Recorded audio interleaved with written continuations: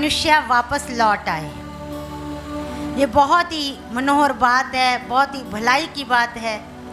परमेश्वर भी इस बात से खुश होते हैं जब मनुष्य लौट आता है। हम देखते हैं लूका की इंजील में, उसके चैप्टर 15 चैप्टर में 15 की 11 से जिस टाइम हम देखते हैं उड़ाऊ पुत्र के बारे में, वहाँ पर लिखा गया है एक मनुष्य के 2 बेटे थे और दोनों में से एक जो छोटा बेटा था उसने कहा कि पिताजी मुझे मेरा हिस्सा दे दो। और पिता ने बहुत सा समझाया होगा बेटे को। कोई भी पिता नहीं चाहता कि उनका बेटा उनसे अलग हो जाए, पर बेटे ने नहीं सुनी। बार बार बाप हाथ भी जोड़ता होगा क्योंकि जो पिता था वो बहुत ज़्यादा प्रेम करता अपने बच्चों से, पर बेटे ने नहीं सुनी। रिश्तेदारों को बुलाया गया होगा, उसके दोस्तों के साथ भी बात की गई थी, कोई ना कोई तो मेरे बेटे को समझाए कि जिससे ये मुझसे अलग ना होए। पर बेटा ने अपने पिता की एक बात को भी नहीं सुना और अपने पिता को कहने लगा मुझे मेरी संपत्ति बांट दो, मुझे मेरा हिस्सा दे दो। और हिस्से को लेकर वो सीधा विदेश पहुंचा, अय्याशी करने के लिए, ऐश करने के लिए। वहां पर सारा पैसा लुटा दिया।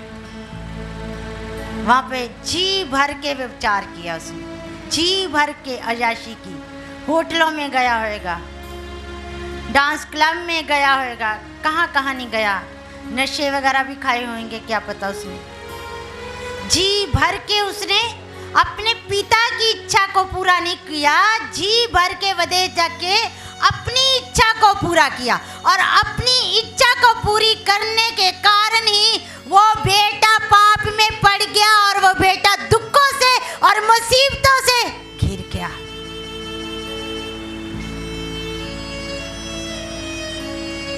एक समय आया कि सब कुछ खत्म हो गया, देश में अकाल पड़ गया, पैसे भी खत्म, खाने पीने की भी दिक्कत आने लगी। फिर बेटा जगह जगह जाकर नौकरी ढूंढ रहा है, कोई उसको नौकरी पे नहीं रख रहा।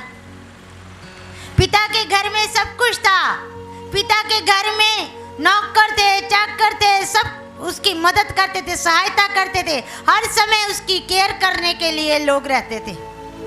पर वहां पर कौन है उसकी मदद करने के लिए? वहां कोई भी नहीं था, क्योंकि उसने पिता की नहीं अपनी इच्छा को पूरा किया। और जब सब कुछ खत्म हो गया, उसको कोई काम नहीं मिला। एक काम मिला, कोई नौकरी नहीं देता था, कोई मित्र। जब पैसे हो तो सभी मित्र होते हैं, रिश्तेदार भी तभी आते हैं जब पैसा उनको मिले। रिश्तेदार भी तभी पूछेंगे, रिश्तेदार तब तक है जब तक पैसा है, मित्र तब तक है जब तक पैसा है। ये संसार का दस्तूर है। उसके पास भी पैसे खत्म हो गए, सब मित्र छोड़ गए, सब सहेलियां, सब सहेले सब छोड़ के चले गए, अकेला ही इसको रहना पड़ा। काम मिला तो वो भी सूअर चराने का, जो सूअर फलियां खाते वही फलियां उसको मिल रही सूखी खाने के लिए। और सूअरों की तो आदत होती है गंदगी खाने के लिए, सूखा खाने के लिए। और एक मनुष्य जो महल में रहने वाला, मखमली बिस्तर पे सोने वाला, सुख आराम में जीवन व्यतीत करने वाला, वो एक को बुलाता था तो 10 आके खड़े हो जाते थे। उसके जीवन में एकदम से बदलाव उतर गया, सब कुछ खत्म हो गया। और अब किसको बुलाए? अब उसको सूअरों के साथ वो सूखी फलियां ही खाने लगी। एक दिन उसको होश आया, अपने वचन कहता अपने होश हवास में जब आया, जब उसे होश आया, ओहो ये क्या हो गया, अधिकार खत्म हो गया, पैसा खत्म हो गया, वो ऐश आराम खत्म हो गए। अब तो कोई यार मित्र वो भी नहीं पूछते जिनके साथ मैं भी फिल्में देखने जाता था, जिनके साथ बैठ के मैं नशा करता था। अब सहेलियां कहाँ गई? उनको बुलाता कि आ जाओ, सहेलियां भी कह रही भाई हमने आकर क्या करना, अब पैसे तो तुम्हारे पास है नहीं, अब हम क्या करेंगे, अब तो तू खाली हो गया, अब खाली रह, कुछ नहीं है। उसे होश आया उस दुख और पीड़ा के अंदर, जब चारों तरफ मुसीबतों ने घेर लिया, सिर पे छत नहीं है, बाड़े में रह रहा सूरों के साथ, स्मेल तो आती होगी।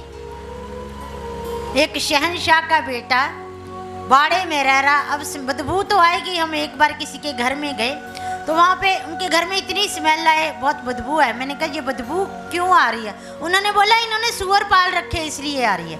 तो वो तो सूरों के साथ ही रहता था, सूरों के साथ खाता, सूरों के साथ सोता, उसको कितनी बदबू आती होगी? कारण क्या था? सिर्फ उस बेटे ने अपनी जवानी के समय में अपने सृजनहारे को याद नहीं किया, बल्कि अपनी इच्छा के मुताबिक जो उसका मन किया उसने वही किया, और उसकी सजा वो भुगत रहा था। जब होश आई, याद आया मैंने मेरे जीवन में ये क्या हो गया, भाई इससे तो अच्छा था मैं अपने पापा के पास ही रहता, उसकी बातों को मान लेता। उसने एक डिसीजन लिया, एक फैसला लिया, सोचा कि मैं अपने पिता के पास लौट जाऊंगा, और लौटा। और पिता हर दिन अपने बेटे का इंतजार करता, बाहें फैला के खड़ा होता था कि शायद मेरा बेटा आज आ जाए, आज आ जाए, आज आ जाए। हर दिन पिता अर्ली मॉर्निंग उठ के अपने हाथ को ऐसे करके देखता कि कहीं दूर से मेरा बेटा मुझे नजर आए। तरसी हुई नजरों के साथ, विश्वास की नजरों के साथ वो अपने बेटे को आता देखना चाहता था कि लौट आए मेरा बेटा, लौट आए। कितना गिड़गिड़ाता होएगा अंदर ही अंदर, वो कितना अपने बेटे के लिए रोता होएगा। तभी तो वो उसकी हर दिन इंतजार करता था। अगर वो उससे भी प्रेम ना करता तो क्या अपने बेटे के लिए हर दिन इंतजार कर सकता था? इंतजार वही करेगा जो प्यार करता है, और उस पिता ने अपने बेटे से प्यार किया, इसलिए हर दिन मोड़ के ऊपर इंतजार करता रहा कि लौट आए मेरा बेटा। और वो दिन उसका विश्वास असलियत में बदल गया, और एक दिन बेटा लौटता हुआ दिखाई दिया। पापा ने नहीं देखा कि उसके कपड़े फटे हुए हैं, बाप ने नहीं देखा कि उसके शरीर से बदबू आ रही है, और बाप ने दौड़ के देखा कि जब मेरा बेटा आ रहा तो बाप दौड़ के उसको गले लगा लेता है। आमीन।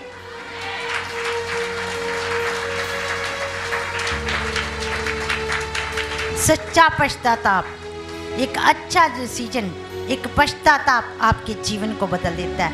सच्चा पश्चाताप किया, एक फैसला लिया अपने जीवन के अंदर, एक स्टेप उठाया कि मैं अपने पिता के घर में जाऊंगा। पहला स्टेप था उसका, पश्चाताप करूंगा, अपने पिता को बोलूंगा कि मुझे बेटों की तरह नहीं, अपने नौकरों के समान ही रख ले। सच्चा पश्चाताप, अंगीकार किया, कन्फेसिंग की उसने परमेश्वर के सामने कि मैं पिता के विरोध में और स्वर्ग के परमेश्वर के सामने पाप किया है, मैं जाके क्षमा मांगूंगा। उसने पता नहीं क्या क्या सोचा होगा कि पता नहीं पिता मेरा मुझे गले लगाए या नहीं लगाएगा, मुझे एक्सेप्ट करेगा या नहीं एक्सेप्ट करेगा। पर उसने पहले ही सोच रखा था, जो इतना नम्र हो गया था, उसने सोचा कि मैं अपने पिता को जाकर कहूँगा कि मुझे बेटों की तरह नहीं, एक नौकर के समान ही रख ले। उसने सोचा कि अगर पिता मुझे मना करेगा तो मैं उसके पैरों के आगे झुक जाऊंगा, मैं और ज़्यादा नम्र होऊंगा, और अब इस बार पिता को छोड़कर नहीं जाऊंगा।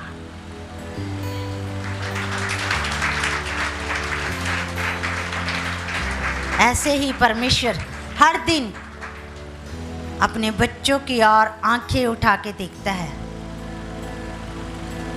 जितनी जितनी आपकी उम्र होगी उतने ही सालों से परमेश्वर लगातार हाथ को ऐसे रख के लगातार देख रहा, मेरी बेटी कब आए आएगी, मेरा बेटा कब लौटेगा, कब ये पापों से पश्चाताप करेगा, कब मैं इसको गले से लगा लूंगा, कब मैं इसको चूमूंगा,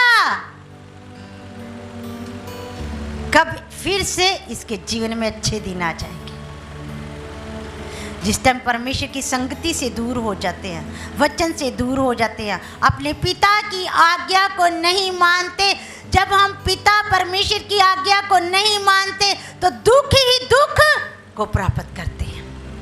और सारी परमेश्वर की आज्ञा इस पवित्र शास्त्र के अंदर है। और जब जब हम पिता की आज्ञा को मानते हैं, सच्चा पश्चाताप करते हैं, जब जब हम परमेश्वर के नजदीक आते हैं, तब तब परमेश्वर हमारे जीवन में नया काम कर देते हैं, तब परमेश्वर हमारे जीवन को बदल देते हैं, क्योंकि हमने अपनी नहीं बल्कि अपने पिता की इच्छा को पूरा किया है।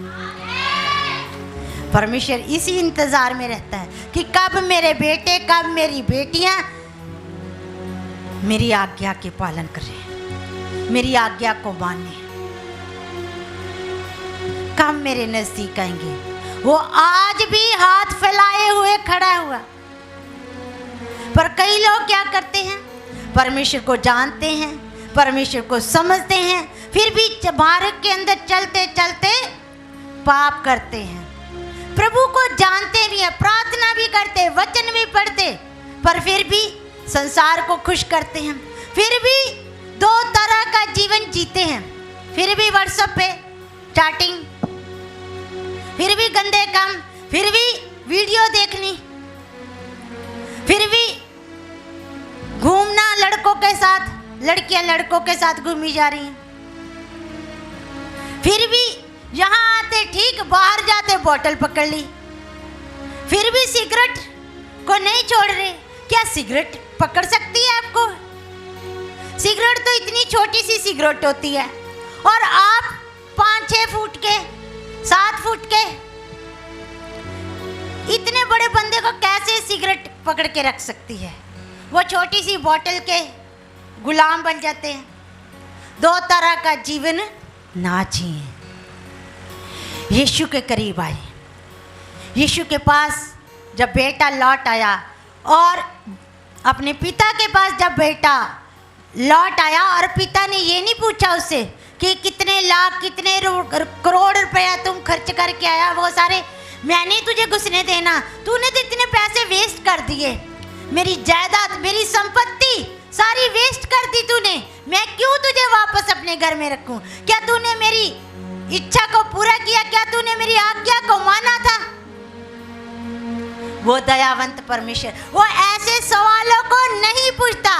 आपने कितना लॉस किया अपने 20 साल के अंदर, अपने 30 साल के अंदर कितना लॉस किया, परमेश्वर के लिए ये मायना नहीं है, पर परमेश्वर के लिए ये मायना रखता है कि आप किस दिन परमेश्वर के पास लौट आते हो। परमेश्वर के लिए ये महत्व रखता है, ये इम्पोर्टेंट रखता है कि आप परमेश्वर के पास आए, आप सच्चा पश्चाताप कर रहे हैं कि आगे से मैं ऐसा नहीं करूंगा। ये चीज परमेश्वर के लिए मीनिंगफुल है, ये चीज महत्व रखती है, ये भी चीज इम्पोर्टेंट है। परमेश्वर नहीं पूछता कि 20 साल 30 साल तूने खराब कर दी है, पर परमेश्वर की एक आशा है कि मेरा बेटा, मेरी बेटी लौट आए, और उसके लौट आने से ही परमेश्वर उनको नहला देता है। पिता के पास जब बेटा, बदबूदार बेटा, फटे हुए कपड़ों के साथ, बड़े बड़े बाल हो गए थे, दाढ़ी के बाल भी बड़े बड़े हो गए थे, सिर के बाल भी बड़े हो गए थे, उस मैले चितड़े वस्त्रों के अंदर परमेश्वर पिता ने सबसे पहले अपने सर्वेंट को बोला, अपने सेवकों को बोला कि इसे नहलाओ, इसे शुद्ध करो, इसे नए वस्त्र बनाओ, इसे नई जूती बनाओ, नई अंगूठी पहनाओ इसको। और यीशु भी आज आपके जीवन में ऐसा चाहते हैं। जब पाप करते हैं तो पाप की बदबू आती है। यीशु को मिलावटी जीवन पसंद नहीं है। कब तक पाप करते रहेंगे? कब तक किस तरीके का जीवन जिएंगे? फटे वस्त्रों जैसा बदबूदार जीवन। यीशु नहीं पूछते आपसे कि कितना आपने नुकसान किया, कितने घंटे आपने खराब कर दिए, कितने साल आपने खराब कर दिए। यीशु आपसे कभी नहीं पूछते, पर यीशु इस बात के ऊपर ध्यान दे रहे कब आप यीशु के पास आपके गिड़गड़ाए, कब आपने आंसू बहाए, कब आपने पश्चाताप किया, और यीशु उसी टाइम आपको क्षमा कर देते हैं और आपके जीवन को बदल देते हैं। वो अपने लहू के द्वारा उस बेटे को पानी के साथ नहलाया गया था, पर यीशु, जो लोग यीशु के पास लौट आते हैं उन्हें अपने पवित्र लहू के द्वारा धोते हैं और शुद्ध कर देते हैं, पवित्रताई के वस्त्र पहनाते हैं, पवित्र जीवन देते हैं। जब यीशु धोता है फिर वो पानी की तरह नहीं धोता, क्योंकि पानी जब डलता है शरीर के ऊपर तो हमारे बाहरी रूप को साफ कर सकता है, पर यीशु का लहू अंदरूनी और बाहरी दोनों रूप को धो के शुद्ध कर देता है। अंदर से भी यीशु का लहू धो देगा, आपका मन बदल जाएगा। पहले गुस्से वाला मन था, अब प्यार वाला मन हो गया। पहले आप गाली देते थे, अब गालियां नहीं देंगे। पहले आप झूठ बोलते थे, अब झूठ नहीं बोलेंगे। पहले आप व्हाट्सएप पे चैटिंग करते रहते थे छुप छुप के, आप सोच रहे हैं कि शायद पता नहीं है किसी को, पर सबको पता होता है। परमेश्वर भी देख रहा है, परमेश्वर को भी पता आप क्या कर रहे हैं। परमेश्वर को सब मालूम है कि कौन व्यक्ति क्या कर रहा है। पर लेकिन याद रखें, परमेश्वर का वचन कहता है कि हर बात का तुम्हें लेखा देना पड़ेगा। आप कुछ अपने जीवन के अंदर गलत कर रहे हैं, परमेश्वर न्याय के दिन आपसे पूछेगा, मेरे बेटे, मेरी बेटी, तू वचन को जानती थी, तू वचन को जानता था, पर तूने ये क्या किया? पूछेगा परमेश्वर। तैयार हो जा, अभी भी समय है, सच्चा पश्चाताप करें। जो कुछ हो गया सो हो गया, परमेश्वर नहीं पूछेगा। पर परमेश्वर आपको न्याय के दिन ना पूछे, उससे पहले आप पश्चाताप कर लीजिए। उसके पहले उसके लहू के द्वारा धुल जाएं, ताकि पवित्र जीवन को जी सके, ताकि आप श्वेत वस्त्रों को पहन सकें। परमेश्वर के सामने प्रार्थना करें कि परमेश्वर मेरे जीवन को महीम वस्त्र की तरह बना दे। महीम वस्त्र देखा आपने? ट्रांसपेरेंट जो होता है, मलमल का कपड़ा, बहुत सॉफ्ट होता है वो उसको अंदर से देखो, बाहर से देखो, आपको ट्रांसपेरेंट दिखेगा, उसमें कुछ भी आपको गलत नहीं दिखेगा। जैसा बाहर दिखता है वैसे ही उसके अंदर भी दिखेगा। परमेश्वर भी यही चाहते हैं कि हमारा जीवन महीम वस्त्र के समान श्वेत हो जाए, ताकि अंदर भी जो बाहर हम दिखते हैं वही हम अंदर देख सके लोग हमारे जीवनों से, ताकि लोग देखें और कहे सचमुच ये परमेश्वर के बेटे हैं। अपने जीवन को बाहरी रूप से मत बदलें, अंदर से भी बदलें। यीशु का लहू काफी है, यीशु का लहू काफी है, जो आपके जीवन को अंदर से भी बदलेगा और बाहर से भी बदलेगा। और सचमुच लोग आपकी फिर गवाही देंगे कि सचमुच इनका जीवन अच्छा है।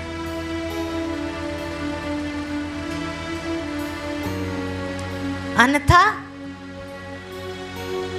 एक दाग आपके जीवन में, पाप जो होता है अपनी पहचान छोड़ता ही छोड़ता है। सिर्फ पश्चाताप करने में, यीशु के पास आने से, यीशु के लहू से आपके पाप धुल सकते हैं। डिसीजन आपका है। उड़ाऊ पुत्र ने डिसीजन लिया, तब उसके जीवन में बदलाव उतरा, तभी उसको खोया हुआ अधिकार वापस मिला, तभी फिर से वो अपने मखमली बिस्तर पे सोने लगा, फिर से जो सेवक थे उसकी आज्ञा की पालना करने लगे। फिर से परमेश्वर आपको वही अधिकार देगा, फिर से परमेश्वर आपको उठा के खड़ा कर देगा। प्रभु का अनुग्रह तो इतना ज्यादा है कि यहाँ पर आज यहाँ जिस सीढ़ी से आप गिरे हो, परमेश्वर उसी सीढ़ी से आपको उठा के खड़ा करता है, क्योंकि वो आपसे बेअंत प्रेम करता है। परमेश्वर नहीं कहता कि आप फिर से आप पहले स्टेप से शुरू करो। आपकी मेहनत यीशु के लिए की गई, आपका परिश्रम यीशु के लिए किया गया व्यर्थ नहीं है। आज भी समय है, परमेश्वर आपको उसी स्टेप से उठा के खड़ा कर देगा। फिर से आप अपनी सीढ़ी के ऊपर खड़े हो जाओगे और एक दिन आप अपनी मंजिल पर पहुंच जाएंगे और पहुंच के यीशु की दाहिनी ओर बैठेंगे। यीशु की आमीन। प्रवचन यूं कहता है, दाहिनी ओर कौन से लोग बैठेंगे? परमेश्वर की दुल्हन जो पवित्र है, जो वचनों से बढ़ी हुई। आज का वचन आपको कड़वा तो जरूर लगता होगा, पर अमल करो। जब स्वर्ग जाएंगे ना, यही वचन आपको बदलेगा। तब उस टाइम आप कहेंगे कि सचमुच पास्टर राज सही कह रहे थे। आपको उस टाइम मधुर सा लगेगा जब आपके जीवन में परमेश्वर की आशीष, परमेश्वर की सामर्थ उतनी शुरू हुई। जब ये वचन आपके साथ स्वयं बातचीत करेगा, जब परमेश्वर आपके साथ बात करेगा, तब आपको होश आएगा, ओहो ये तो सच्ची बात है। आज हो सकता आपको बुरा लगे, बुरा लगे, मुझे परवाह नहीं है, पर मुझे तो परमेश्वर का काम करना है। मुझे बताना है कि पाप से बाहर आओ, लौट आओ। मुझे यही कहना, लौट आओ, अपनी पुरानी जिंदगी को छोड़कर लौट आओ, यीशु के पास आओ, सच्चा पश्चाताप करे। वो आपको गले लगाने के लिए तैयार है। मुझे कहना है, क्योंकि मुझे नहीं पता मेरा जीवन कितना है। जो कहना है आज के दिन ही कह दे। हमें नहीं पता कल का दिन हमारे जीवन के अंदर आएगा या नहीं आएगा। ऐसा ना होए कि मैं परमेश्वर के वचन को, ये बात मैं आपको ना बताऊं। आज ध्यान दीजिए, आपके जीवन में जहां जहां भी गलती है, जहां जहां भी पाप है, लौट आओ, आंसुओं के साथ सच्चा पश्चाताप करिए। वो आपके लिए सब कुछ करने के लिए तैयार है। आपको चंगाई चाहिए, वो आपको चंगाई दे गए। आपको आज़ादी चाहिए अंधकार से, परमेश्वर आज़ाद करेंगे। आपके काम नहीं बनते, परमेश्वर आपको सफलता देंगे। आपके कर्जे नहीं उतरते, परमेश्वर यहोवा यिरह इंतजाम करेंगे। आपके घर में आशीषें नहीं है तो परमेश्वर आशीषों का स्रोत आपके साथ खड़ा, वो स्वर्ग की झरोखों को आपके लिए खोल देंगे। वो सब कुछ करने के लिए तैयार है, सब कुछ करने के लिए तैयार है। लौट आइए, वापस आ जाए। ध्यान दें अपने जीवन के अंदर, पूरे विश्वास के साथ, पूरी ईमानदारी के साथ सच्चा समर्पण परमेश्वर के नजदीक लेकर आए। फिर देखो परमेश्वर की खुशियां, परमेश्वर का आनंद आपके जीवन में उतर आएगा। आज संसार के अंदर आप पल भर के आनंद के लिए पाप पे पाप करते चले जा रहे हैं। क्षण भर का, सिर्फ क्षण भर का, कुछ मिनटों के लोगों को खुश करने के लिए पाप पे पाप करते चले जा रहे हैं। पर लोगों को खुश करना आपके जीवन में आशीष को नहीं लेकर आएगा, आपके जीवन में मौत को लेकर आएगा।